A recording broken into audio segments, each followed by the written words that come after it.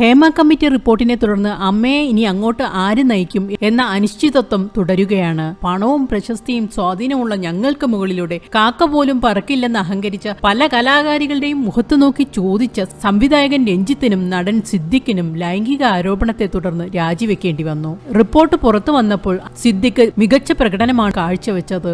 നാടൊട്ടുക്ക് അറിഞ്ഞപ്പോഴും പുള്ളിക്കാരൻ ഒന്നും അറിഞ്ഞില്ല. എന്നാൽ വർഷങ്ങൾക്ക് മുമ്പ് കൊച്ചുമകളുടെ പ്രായമുള്ള ഒരു കുട്ടിയെ ഈ ഉപ്പാപ്പ പീഡിപ്പിച്ചിരുന്നു. രേവതി സമ്പത്ത് എന്ന ഈ കുട്ടി വീണ്ടും രംഗത്ത് വന്നപ്പോൾ ഉപ്പാപ്പയ്ക്ക് ഹേമ കമ്മിറ്റി റിപ്പോർട്ട് എന്താണെന്ന് പിടികിട്ടി. 10-20 വയസ്സ് പ്രായമുള്ള കുട്ടിയെ സോഷ്യൽ മീഡിയയിലൂടെയാണ് ഉപ്പാപ്പ പരിചയപ്പെടുന്നത്. സിനിമ എന്തെന്നോ അതിന് പിന്നിൽ നടക്കുന്ന എന്തെന്നോ അറിയാത്ത പ്രായത്തിൽ ആ കുട്ടി ഉപ്പാപ്പയുടെ മോളെ വിളിയിൽ പെട്ടുപോയി. തന്റെ മകൻ അഭിനയിക്കുന്ന സിനിമയിൽ അവസരം നൽകാമെന്ന് പറഞ്ഞ് കുട്ടിയെ ഹോട്ടലിൽ എത്തിച്ച് ഉപദ്രവിക്കുകയായിരുന്നു. ആ കുട്ടി ഇപ്പോഴും ആ ആഘാതത്തിൽ നിന്ന് പുറത്തു വരുന്നതേയുള്ളൂ.